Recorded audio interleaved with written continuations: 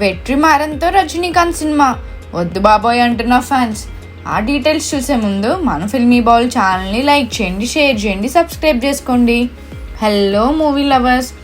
70 ఏళ్ళు దాటినా కూడా కుర్ర హీరోలకు గట్టిగా పోటీనిస్తూ ఉన్నారు సూపర్ స్టార్ రజనీకాంత్. ఒక్క సినిమా సెట్స్పై ఉండంగానే మరో మూవీని అనౌన్స్ చేస్తున్నారు. మరిన్ని చిత్రాలు లైన్లో పెట్టేస్తున్నారు. తాజాగా కూలీ మూవీని రజనీకాంత్ పూర్తి చేస్తున్న విషయం తెలిసిందే. లోకేష్ కనగరాజ్ దర్శకత్వం వహిస్తున్న ఆ సినిమా షూటింగ్ ప్రస్తుతం శరవేగంగా జరుగుతుంది. గర్ల్ స్మగ్లింగ్ బ్యాక్డ్రాప్లో రూపొందుతున్న ఆ మూవీ ఆగస్టు 15వ తేదీన రిలీజ్ చేయాలని ప్లాన్లో మేకర్స్ ఉన్నారని వార్తలు వస్తున్నాయి. అలాగే ఆయన చేతిలో జైలర్ 2 ఉంది.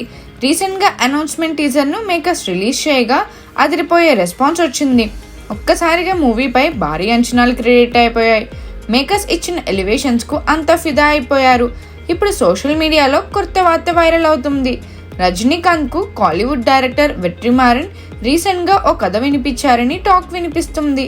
తన స్టోరీతో సూపర్ స్టార్ను ఆకట్టుకున్నారని ప్రచారం జరుగుతుంది.